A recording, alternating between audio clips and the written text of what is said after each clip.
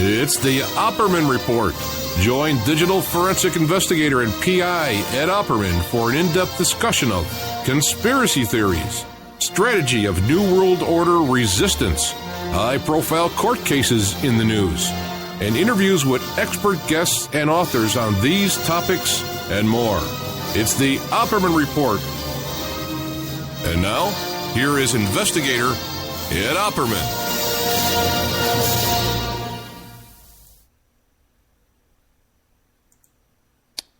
Okay, welcome to the Opperman Report. I'm your host, Private Investigator Ed Opperman. Okay, and this show is brought to you by, the show is brought to you by William Ramsey. He has a Patreon account he just set up, just tonight. I just got the notification of it. And the link is up on my Facebook page, and we'll have a link up on the YouTube page. And over on, the blog and all that kind of stuff. And the only problem is it's the link is it's brand new, so it has like all those letters and numbers and stuff like that. But I guess if you go to Patreon, everyone's heard of that, right? Go to Patreon and then look up William Ramsey. Is creating books, films, news, and articles. Patreon, Patreon, and it's kind of a way to support William Ramsey's work, which I think is incredible. It's incredible work. So, show's brought to you by William Ramsey's Patreon account. And that's about it. And also, too, you can always go to OppermanReport.com and sign up for the members section, which helps to support the shows and keeps us alive and keeps us in business here. So we really appreciate that. Also, the Opperman Report GoFundMe account. Hey, by the way, I want to thank Big Earn from the chat room for sending us something off the GoFundMe Amazon wish list, little lapel recorder that we can use when doing interviews out in the fields and stuff like that. Thank you very much, Big Earn. Okay, or buy my book. Okay, let's see here.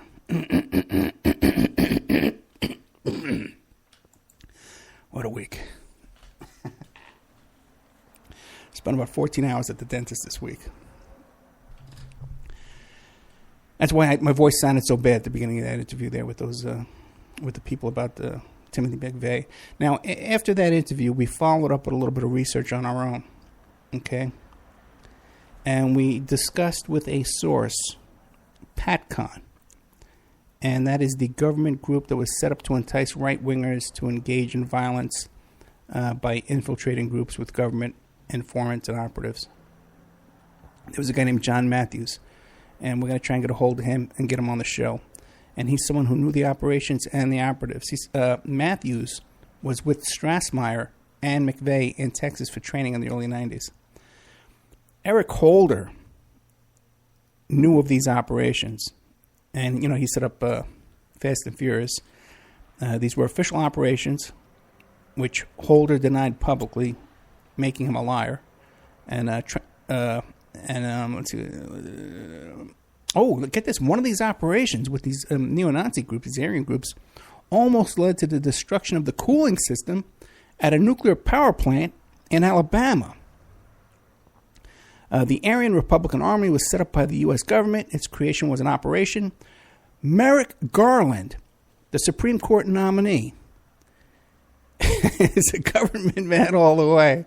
And he was inserted into this McVeigh trial in order, and he was involved in the cover-up of the information about the video cameras, and with the, let's see what else. Another guy, Richard Lee Guthrie of the Aryan Army, reportedly hanged himself while in custody a day before he was to give a television interview about an alleged cover-up to the death of Kenneth Michael Trentadue. So this is some information we've gathered since we recorded that interview and since I've been getting my teeth cleaned for a whole week straight. Okay, we're going to get into that. Okay, guys, relax. Okay. All right, so let's see. Everybody wants to talk about how...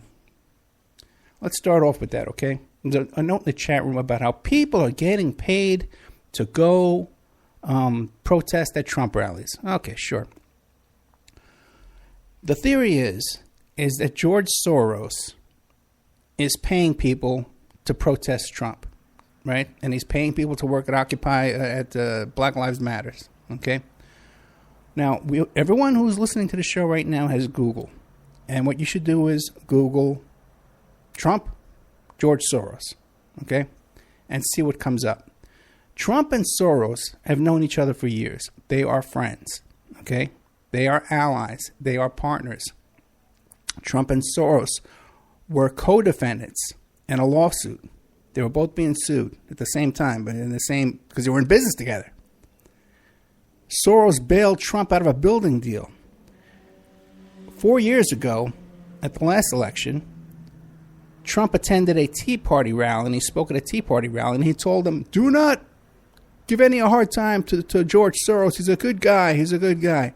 So all you people out there who think that Trump and Soros is paying for protesters, he's not. These are legitimate protests, which are going to continue, which I'm going to encourage from this microphone. Okay, by the way. Okay? We had a little setback this week. Bernie lost New York last week. Okay? And all signs point that possibly Hillary can take enough delegates to get the Democratic nomination. What you should know is that if Bernie loses, your taxes are going up. Your taxes and my taxes are going up. Mine left because I got my own company. I have my own corporation. You can juggle things. If you're a working person, your taxes are going up. Under Hillary, under Trump, under Cruz, any of those, even Kasich. Okay? If Kasich becomes president, we may not have taxes anymore because there'll be unicorns falling from the sky. Okay. But any of the other three, your taxes are going up. They're all promising you stuff. Hillary is, Trump is, Cruz is. Okay, Cruz is going to get rid of the IRS nonsense. Okay, Trump is offering you all kind of stuff. They're not telling you where they're going to get the money from. Bernie is telling you. He's going to get the money from the 1%. He's going to get the money from the idle rich, from the billionaires, from Wall Street. Okay, from inheritance tax. So we know where the money, if Bernie was to get in, okay, we know where the money's coming from. He's telling, it's not coming from you and me, okay? It's coming from the Walton family, okay? If it's not Bernie and it's Hillary or Trump, they're going to tax the middle class and the poor, just like Obama taxed the poor with Obamacare. So Bernie, no tax, and you get that free stuff. You get free medical care, you get free college, right? Hillary or Trump, no free stuff and tax. Okay, so that's what you're going to get. Now, Trump gets in. You may not have noticed this. The Trump campaign right now is a redo of Richard Nixon. Okay, he's got Roger Stone in there, who was a Nixon operative. He's got Paul Manafort in there, who's a Nixon operative. And by the way, those two characters were involved. You look up Webster Tarpley. I just got an email about that. Very interesting information about how when these guys are working for Nixon, they were called the torturers' lobbyists. Okay? Because those were the kind of guys that were representing foreign dictators who were torturing their own people. Okay?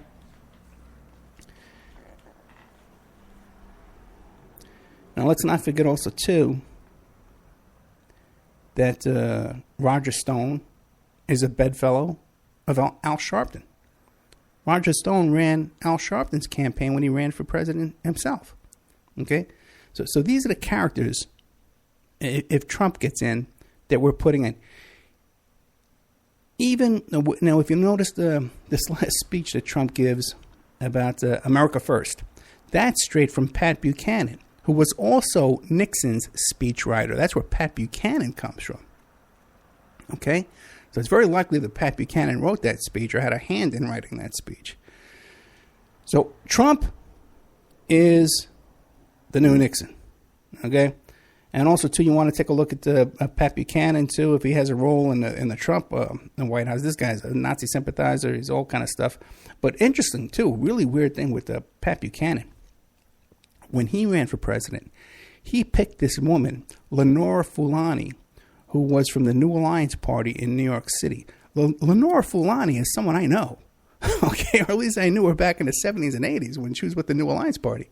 So that's a whole bizarre... she was involved with Lyndon LaRouche and all kinds of stuff. So that's a little monkey wrench and all this. I can't figure out what's going on with that.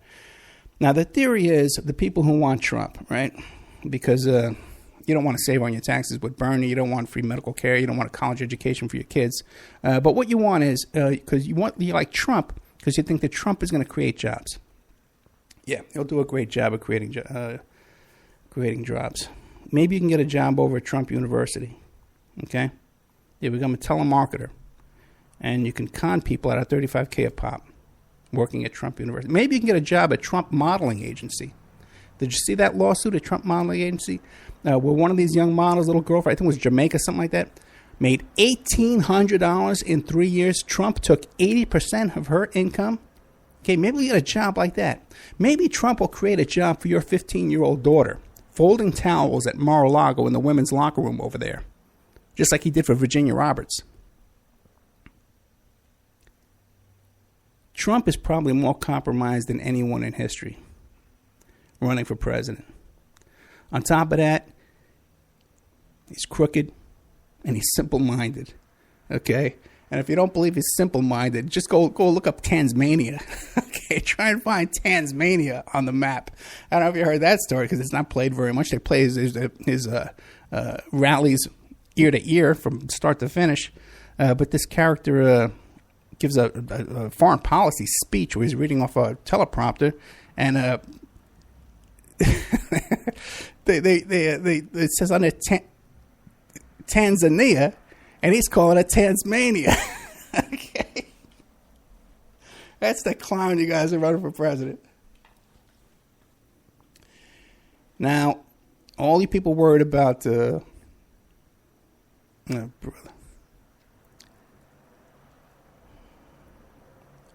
If Bernie doesn't get in, I'm rooting for Trump. Okay? And I'll tell you why. I want Trump because it's going to motivate the left. It'll push this country further to the left, that's for sure. Okay? I think the people are ready to go further to the left than Bernie, too. And it will motivate street protests like we see today, like we saw last night. These people are not getting paid by George Soros. Okay? These are people that are outraged by this man's bigotry and blatant fascism coming out of his mouth. That's what people are standing up against. And rightfully so. Let's see how this plays out. Trump gets in. We get a motivated left, a radical left. It's going to take to the streets every day. And this is probably what we need now, is for people to start taking to the streets. The Democratic Party is corrupt from top to bottom. It's not just that it's the party that's corrupt and the lobbyists are corrupt, but these lobbyists have employees that they've placed in volunteer positions at the polls and in the party, in the different committee positions. So it's almost impossible for legitimate people to get in there and make a difference. Okay, as you saw with my broadcast from the women who were about to get arrested here at the Nevada convention, just for following the rules and doing what they were supposed to do. They got voted out and they were going to get kicked out.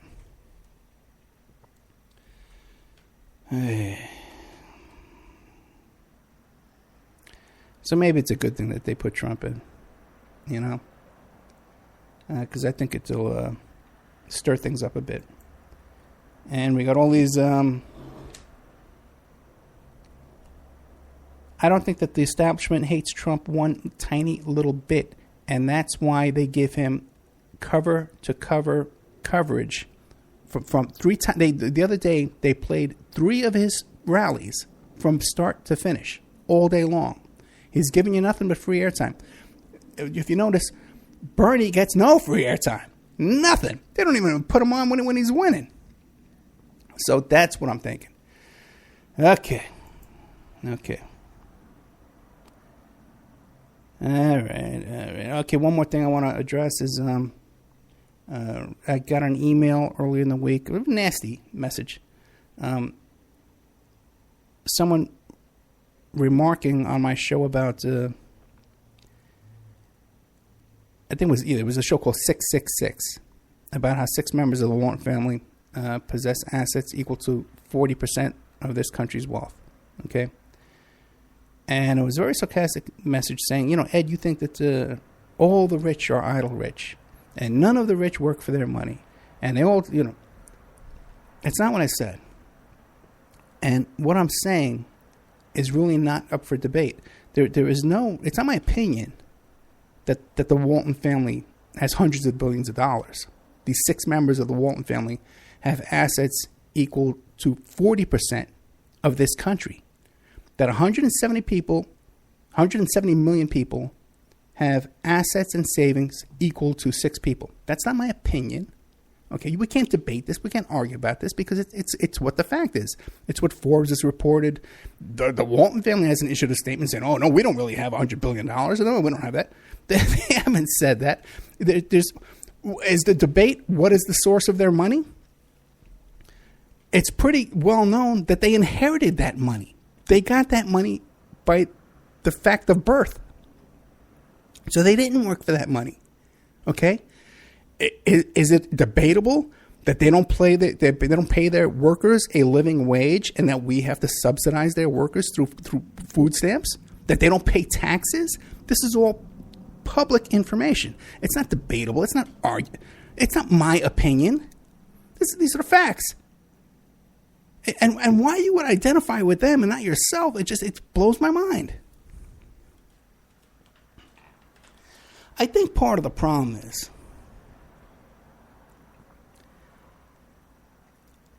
is so many of the things that have right-wingers upset, are these wacky Facebook memes that aren't even true, Like you'll see a post on Facebook about how Subway has backed down to Muslims, and they're no longer serving the pork in Subway restaurants because they don't want to offend Muslims, right?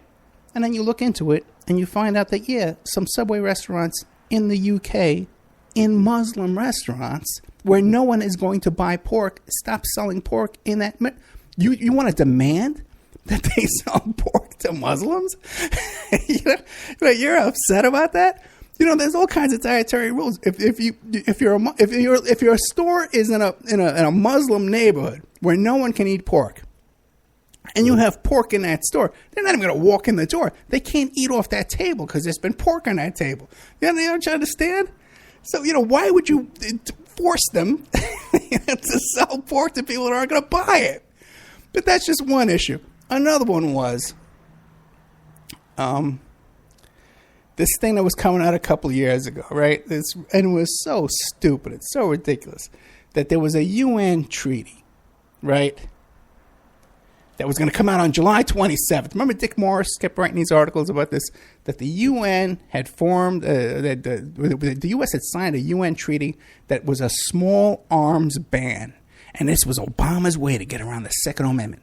And after July 27th, I think it was like 2014 or something like that there was going to be a UN ban on guns, and that's how they want to come get your guns. They want to confiscate your guns starting July 27th. Okay? Everybody was posting this thing all over the freaking place. I knew it was crap. And it's obviously crap. Okay? Oh, brother. Okay.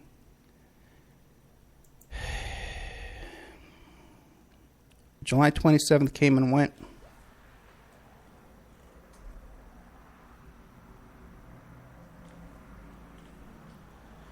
The UN treaty banning small arms sales had nothing to do with U.S. gun sales to private citizens, and your guns were not seized. Okay? And again, you could try and debate me on this. Okay? Here it is, 2 years later, and nothing changed. The U.S. the Second Amendment wasn't overruled. No one came and seized your guns. They did not stop the sale of guns in the United States. This UN treaty had nothing to do with what goes on here in the United States. Oh, boy.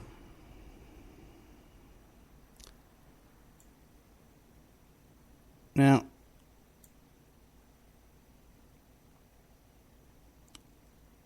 I had a guest on last week. I think it was Saturday on American Freedom Radio. By the way, tomorrow's going to be Kathy O'Brien on American Freedom Radio and People's Internet Radio and Public Streaming Radio. No, Public Streaming Network, PSN. And Awake Radio, of course, starting at 5 p.m. tomorrow night. And also, too, the news stations, IPM Nation Radio and Deprogrammed Radio, that are both. In fact, Deprogrammed is playing us live for the first time tonight. And IPM Nation Radio, we just started on there, and I just looked at the ratings over there. We're in the top 10 of all their shows on their station. So thank you for that, guys, for your support. We really appreciate it. So tomorrow I'm going to have Kathy O'Brien tomorrow at 5 o'clock. But I guess it was last week I had a guest on my show, and we were talking about a little bit of this and a little bit of that. What was the main focus? Well, first it was global warming. Then it was Tavistock. And, then chemtrail, a little bit of everything with this guy. And during the conversation, he mentioned to me, he says, well, read Agenda 21. It's all in there. And I said, and I've heard everybody talk about Agenda 21, but I've never read it, And as a matter of fact, I wondered if Agenda 21 was something that really existed or if it was just kind of like a mythical Agenda 21. It was just something that people talk about that doesn't really exist.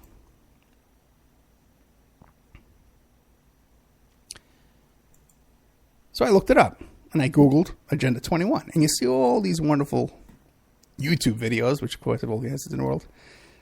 Oh, by the way, too, if you don't believe me about Dick Morris claiming that the UN was going to take your guns in July 27, 2 years ago, Dick Morris, by the way, worked for the Clinton administration. There's a YouTube video, so we know it's true. There's a YouTube video. The U.S. will sign gun control treaty on July 27th, Dick Morris. Google that on YouTube. Search that on YouTube, and you'll find his video telling you how any day now they're going to come take away your guns. Of course they are. Okay.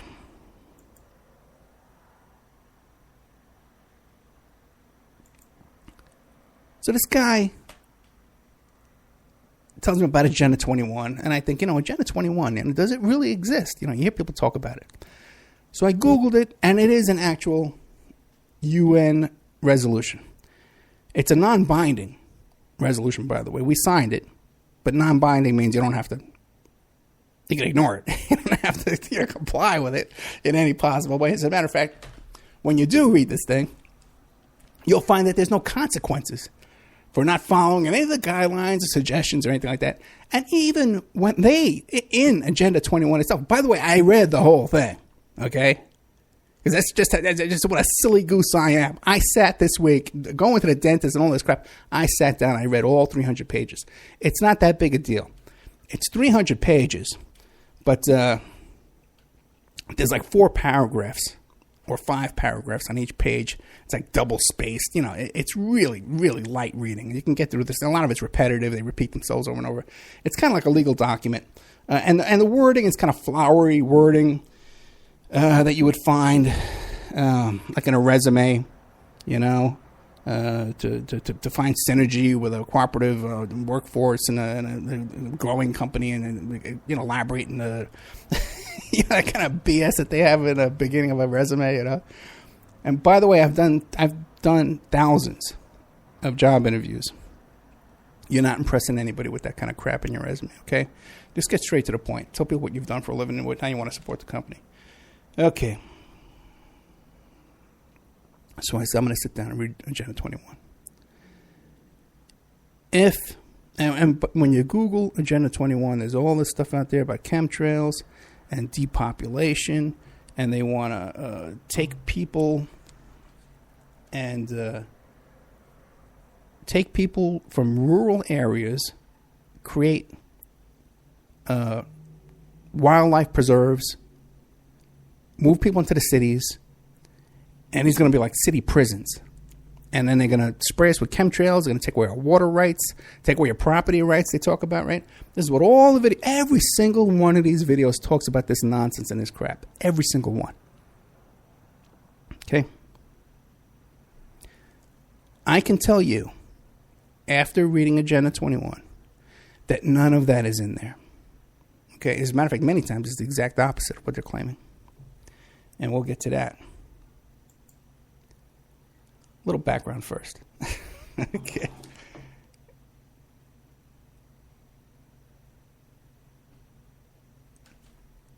I tell you, I gotta love some of this stuff. Okay. A little background on Agenda 21. When I was a kid, I guess it was 1977, I went down to Yippie headquarters, one of my first times down there. And they said to me, read Global 2000. I says, Global 2000, what's that? He says, well, it's a Jimmy Carter sponsored UN document, you know. It's a plan, and it's to depopulate by the year 2000. And all this, FEMA was involved in it, and all kind of stuff like that, FEMA.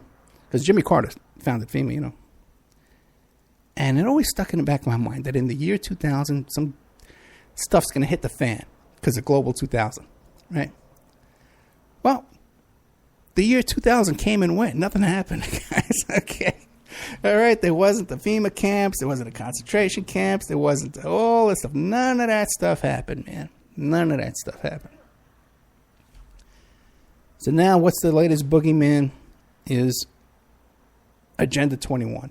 And so I post on Facebook and I says, okay, guys, has anybody read Agenda 21? And can you tell me, without citing the Glenn Beck book, you're using Glenn Beck as your source? Or these stupid YouTube videos, which are complete and utter nonsense and not even close to what's in this document. Can you point out to me something in Agenda 21 by quoting Agenda 21 that disturbs you about Agenda 21? I get the usual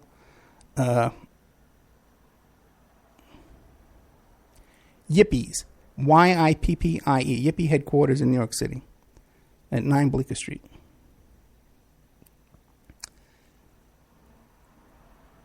No one, even people in that thread, the thread went on for quite a bit. No, even for days it went on. Till today. Now, no one person there really went in. Sean Duff went in, he read a little bit.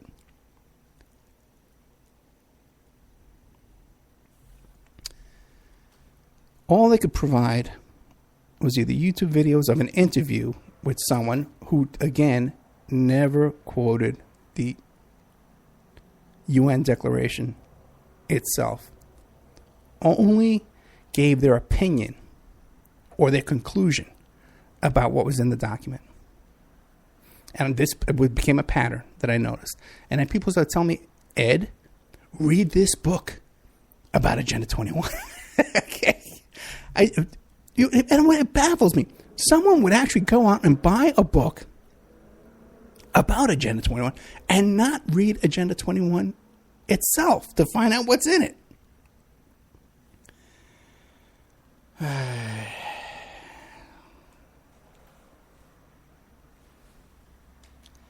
It's not Agenda 30. It's Agenda 2030. Okay, and I haven't read that one yet, so who knows?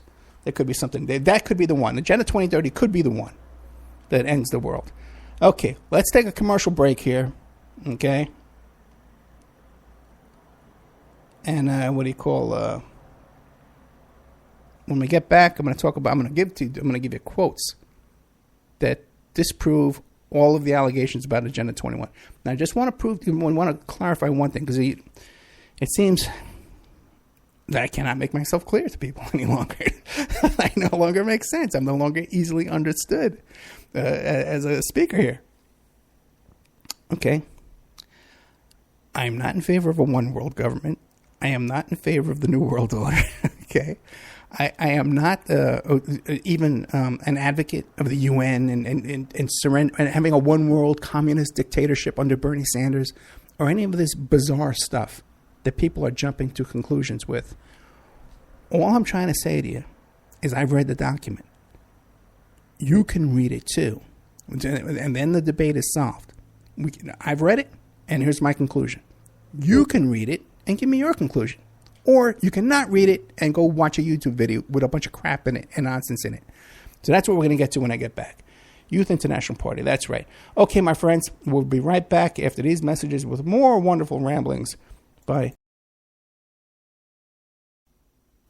This is your host, Private Investigator Ed Opperman. And if you're enjoying this show right now, there's more. You can get more. You can go to the Ed Opperman YouTube channel, and you could subscribe there.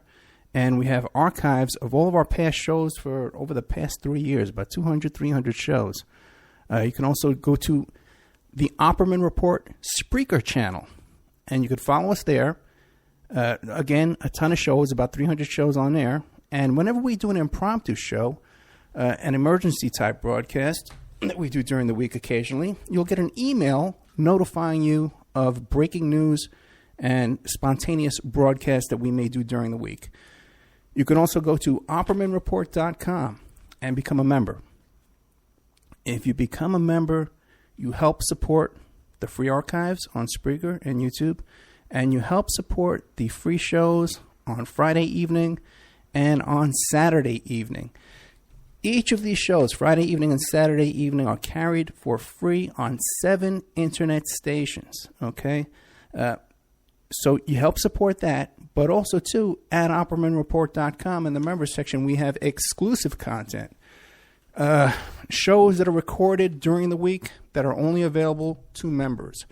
So please check out OppermanReport.com and help support the show. The son of a Polish immigrant who grew up in a Brooklyn tenement, Bernie Sanders. He went to public schools, then college, where the work of his life began, fighting injustice and inequality, speaking truth to power. Bernie moved to Vermont, won election and praise as one of America's best mayors. In Congress, Bernie stood up for working families and for principle, opposing the Iraq War, supporting veterans. Now he's taking on Wall Street and a corrupt political system that holds up a rigged economy. Bernie's campaign is funded by over 1 million small contributions from people like you. He's fighting for living wages, equal pay, and tuition-free public colleges. Bernie Sanders. People are sick and tired of establishment politics, and they want real change. Bernie Sanders, husband, father, grandfather, an honest leader, building a movement with you to give us a future to believe in. I'm Bernie Sanders, candidate for president, and I approve this message. Paid for by Bernie 2016. Check out strawmanmusic.com. Sean Duff is our webmaster here at the Opperman Report, and he's a very talented musician. He's part of a band called Strawman. They're based up there in Canada. Don't hold that against them. These are like-minded folks. If you like the shows you hear on the Opperman Report, you'll like the music that they have over at strawmanmusic.com. Enough is enough. Wall Street's greed and illegal behavior drove this country into the worst economic downturn since the 1930s. And then, after getting a huge taxpayer bailout because they were too big to fail, it turns out that 3 out of the 4 largest banks are bigger today than they were before we bailed them out. That's crazy. I'm Bernie Sanders. My plan: break up the big banks who are strangling our economy and make them pay their fair share of taxes. Then we can invest in the middle class, expand Social Security, and provide universal college education. I'll rein in Wall Street behavior so they can't crash our economy again. Will they like me? No. Will they begin to play by the rules if I'm president? You better believe it. I'm Bernie Sanders, Democratic candidate for president, and I approve this message. Paid for by Bernie 2016. You know, you can get a copy of my book, How to Succeed as a Private Investigator, if you go to my website, emailrevealer.com. Now, this is a limited edition book, okay? And you can get a signed copy of this book, and it'll be personally autographed to you or whoever you want to give the book to as a gift. Once you have my signature on that book, you can copy the signature and put it on checks and pass them all over the world. Emailrevealer.com. Get a copy of my book, How to Succeed as a Private Investigator. He's fought injustice and inequality his whole life. Bernie Sanders. As a college student, he was arrested for challenging segregated housing. Bernie marched with Dr. King and thousands of others for civil rights. In Congress, Bernie stood up for working families on health care and jobs. Now he's taking on Wall Street banks and a corrupt political system that keeps in place a rigged economy. Bernie Sanders, a reformer who believes in ending racial profiling and mass incarceration so the justice system works for everyone. Bernie Sanders, There is no president who will fight harder to end institutional racism and reform our broken criminal justice system. Bernie Sanders, an honest leader building a movement with you to give us a future to believe in. I'm Bernie Sanders, candidate for president, and I approve this message. Paid for by Bernie 2016.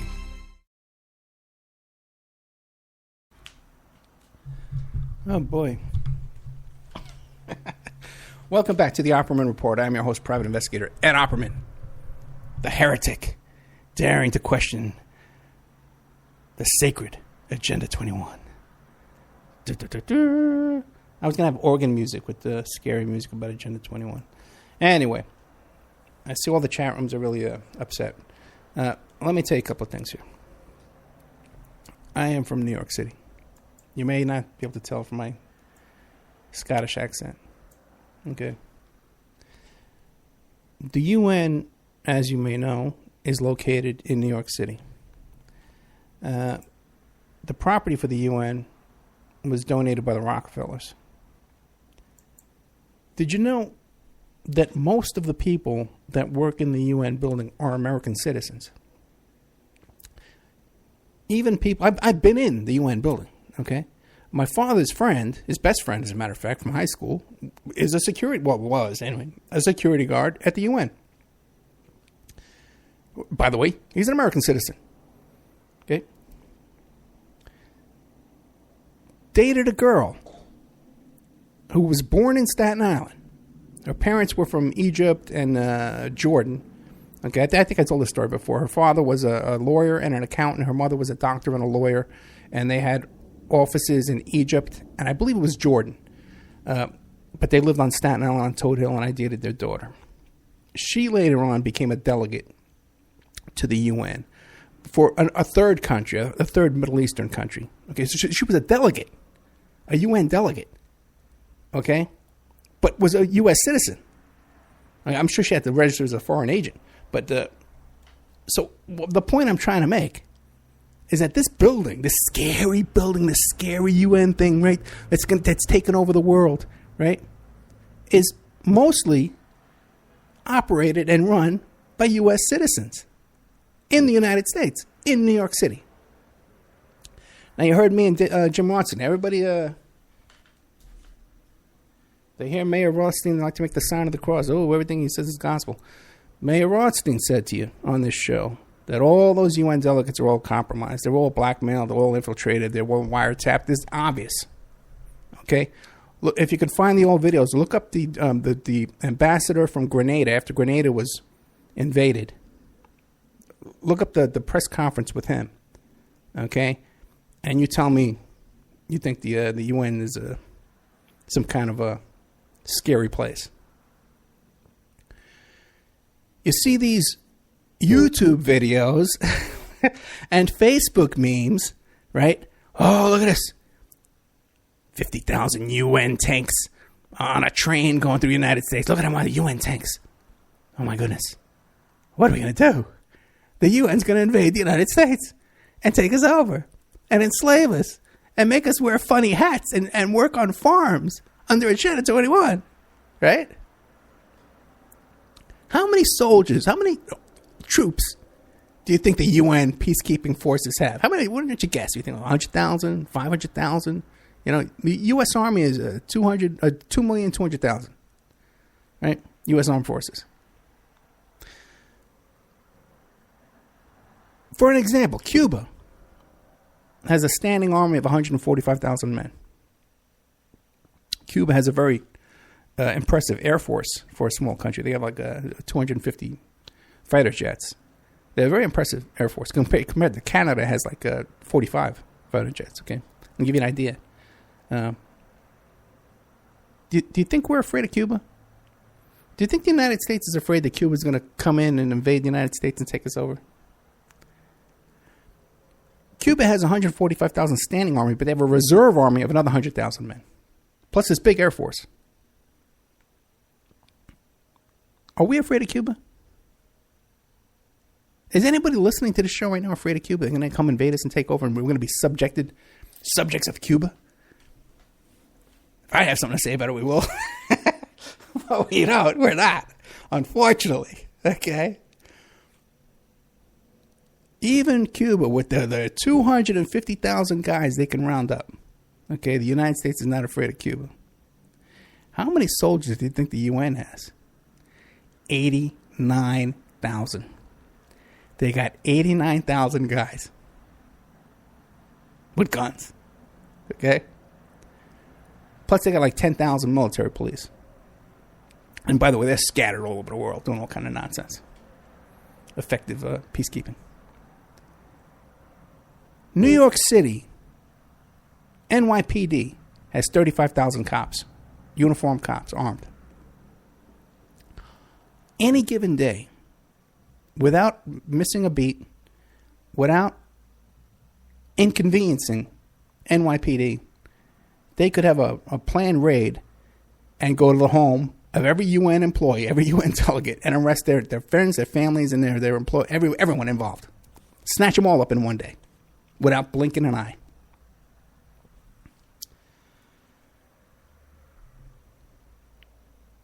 Now, what would happen if NYPD did go in and round up every UN employee one morning, on New York morning, a crisp April morning, or May morning, perhaps? May 1st, May Day. We go and take them down, right? Where would, by the way, too, the UN peacekeeping forces, the United States pays 30% of that tab, okay? So we pay for 30% of this army that we're afraid is going to come invade us and take us over. With the UN troops, the UN tanks, videotaped on YouTube. Okay? If we were to take down the UN building in New York City, where would they rally up their forces and their conspiratorial and powerful people to take us over? And where would they mount their attack from? From Tasmania? From Tasmania they would, right? They would go to Tasmania. That's a likely place. The Trump Tasmania they'd go. That's where they'd headquarter. The UN does not do a single thing that we do not allow them to do. That's a fact. Okay? Let's get into Agenda 21.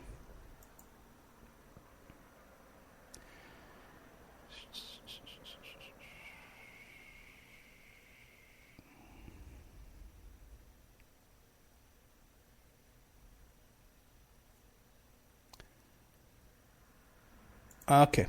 Agenda 21. Scary document. Oh, how much time we have left? Hope the time's over. I want to go to bed. Get this over real quick. Okay. First thing you need to understand about Agenda 21. These are all suggestions. These are all ideas. These are all promotions, things they want to promote. Okay, let's some of the scary stuff. Combating poverty. Creating employment opportunities. Protecting and promoting human health conditions.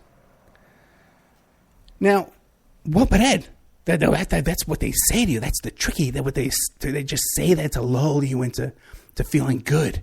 But there's secret bad stuff in there that they're going to do to you. And that's just to make you feel good. Right? That's the theory, right? Okay. Now, but it's really the New World Order, and it's the international conspiracy, and it's the globalist. Addressing the debt issue. Okay? This is one of the things that is in Agenda 21. Maybe this is one of the reasons why everybody wants you to hate Agenda 21. Addressing the debt issue. In regard to the external debt incurred with commercial banks, the progress being made under the strengthened debt strategy is recognized as a more rapid implementation of this strategy is encouraged. Okay, basically what they're saying is the parties to such negotiations to take into account. I thought I had all this.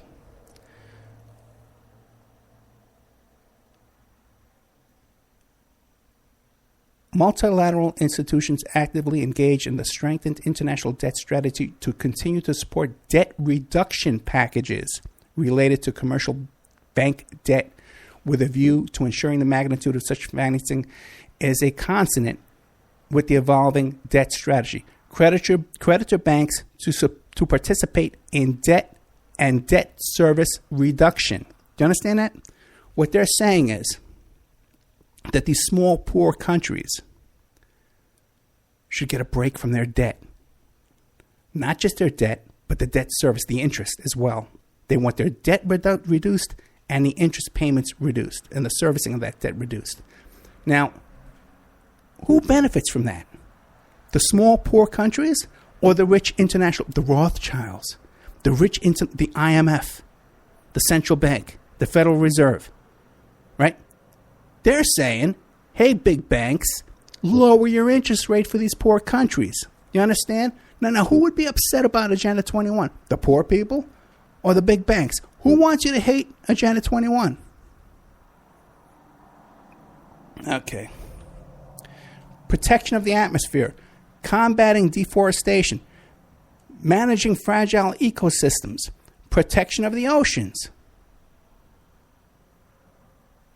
environmentally sound management of toxic chemicals, including prevention of illegal international traffic and toxic, dangerous products, environmentally sound management of hazardous wastes,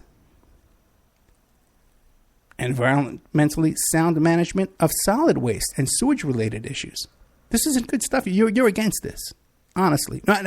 Putting aside that it's all a trick to fool us and somehow take our property and somehow take our water and send us on these little prison cities, because we're going to get to that in a minute, because none of that's in here either.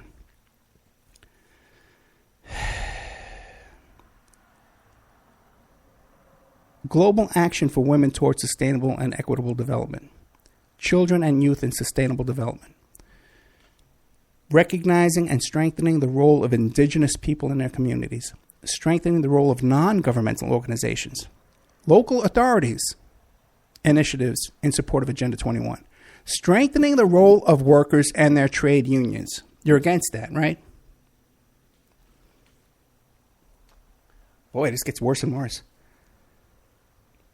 Strengthening the role of farmers. Isn't that what they wanted on Bundy Ranch? Isn't that what they wanted up at that bird preserve up there in Oregon? How come it's okay for them? Because they got cowboy hats on? But it's not okay for the people in Africa or the people in India, the poor people over there, for their farmers to be strengthened. Explain that to me. I can understand someone like Glenn Beck, okay, that when he sees these commercials with these starving kids in Africa with the flies buzzing around them, and these kids are starving to death over there, that he says, I don't give a damn. Okay? I wonder about people that listen to my show, okay, that can have that kind of attitude.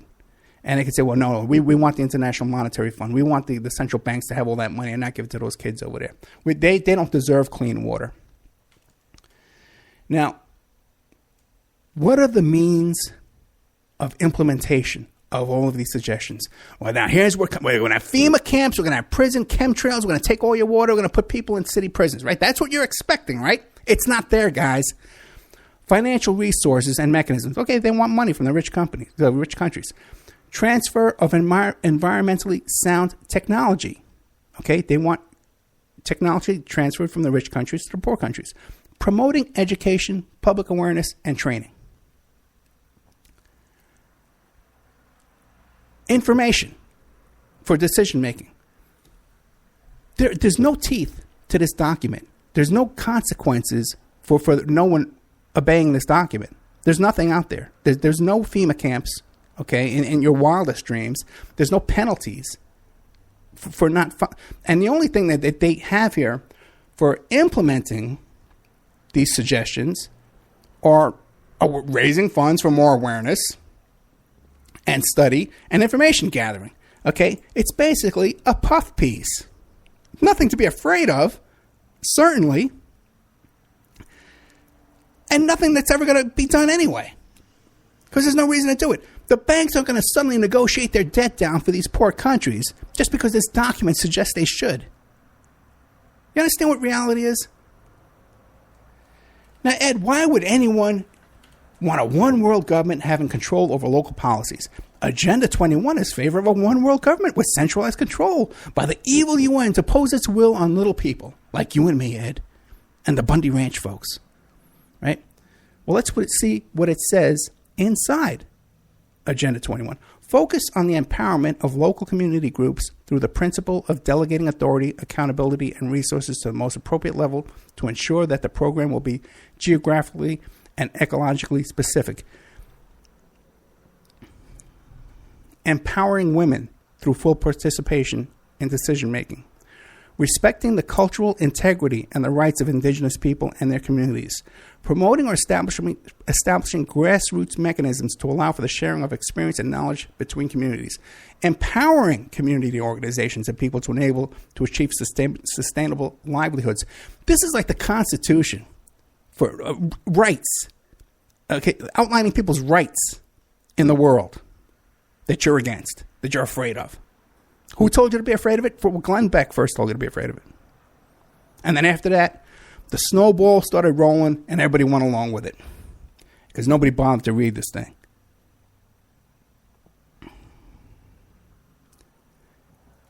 So it's not a one world government dictating to local areas. It's the other way around. They're trying to empower these local areas. Now let's see. Okay, there's a lot of stuff here I could read, but I didn't really edit as well as I should have. Ed, private property and eminent domain. Agenda 21 is an attack on private property rights. And that's why we should be afraid. Because they want to take away our private property rights. Even here in America, they want to take away my land and give it to some people in Africa. That's the theory. Oh, my God.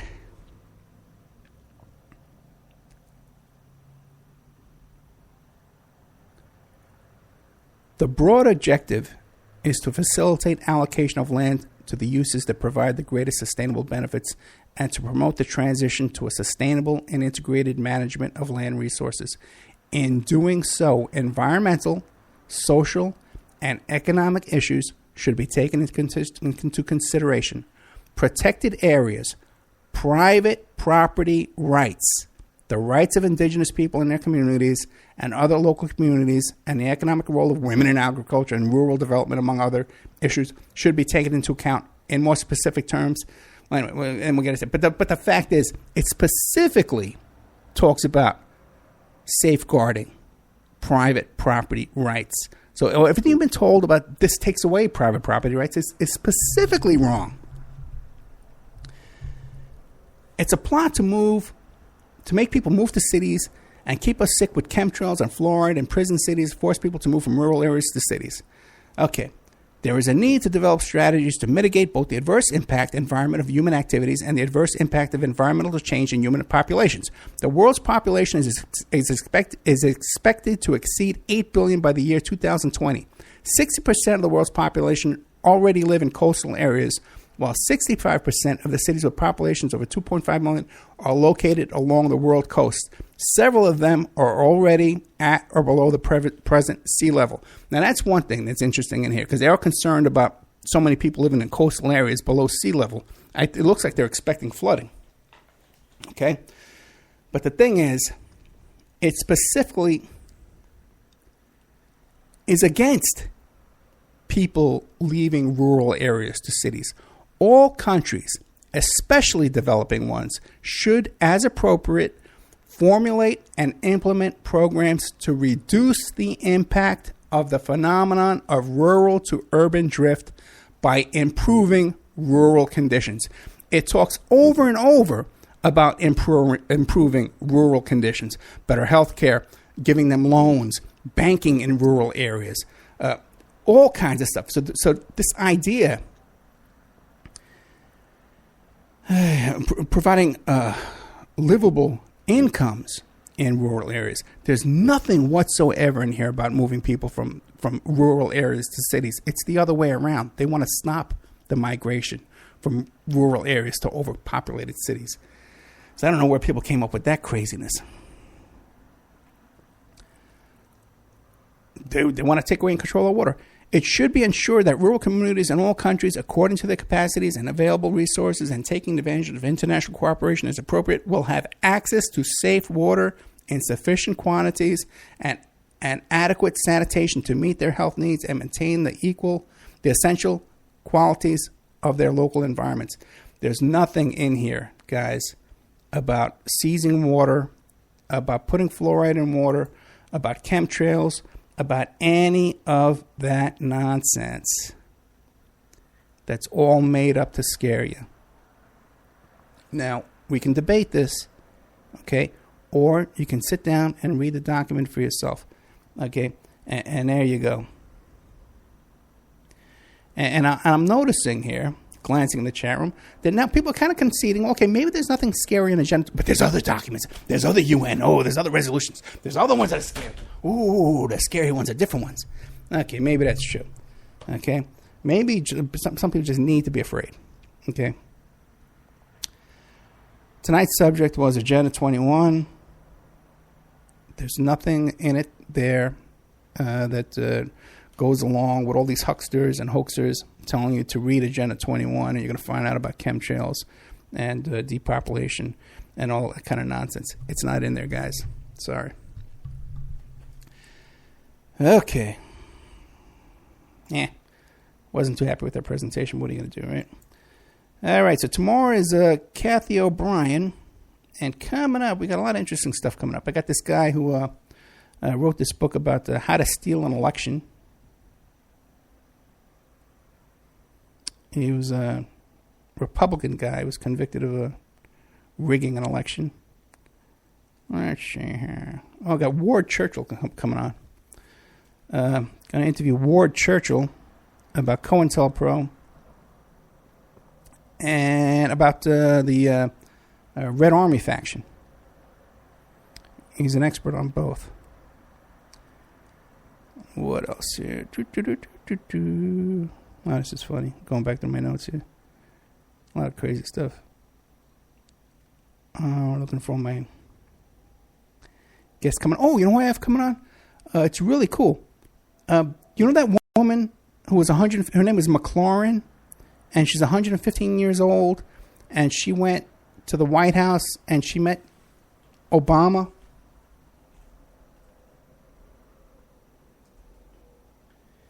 And she was overcome and started dancing. Okay.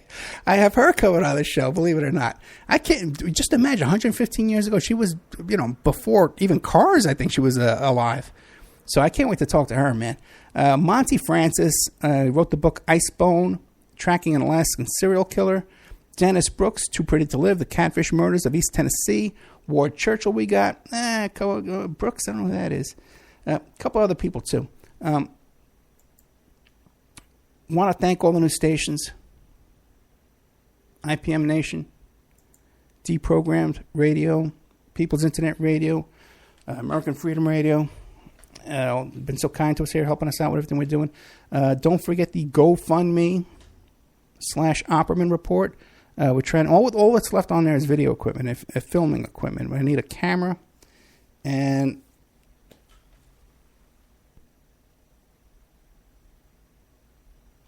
it would be great to get a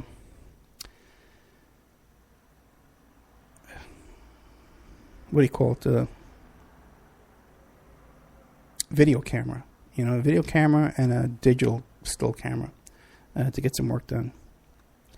Got a lot of stuff coming up the next couple of months. So we can really use your support with that. Opperman Report member section.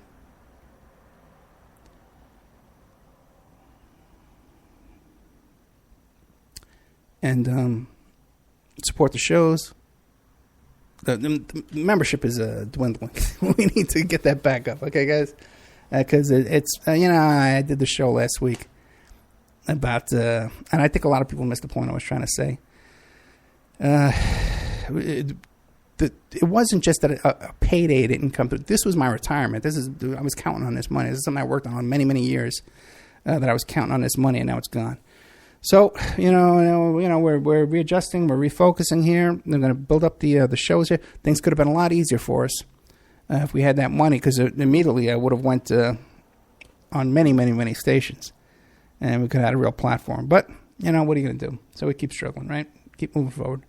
All right, guys. Good night. I'll see you tomorrow, 5 p.m. Pacific Standard Time, with Kathy O'Brien and her husband, I guess. I'm not sure if they're both coming on or what, but we're looking forward to it. All right, guys, good night. Thank you so much.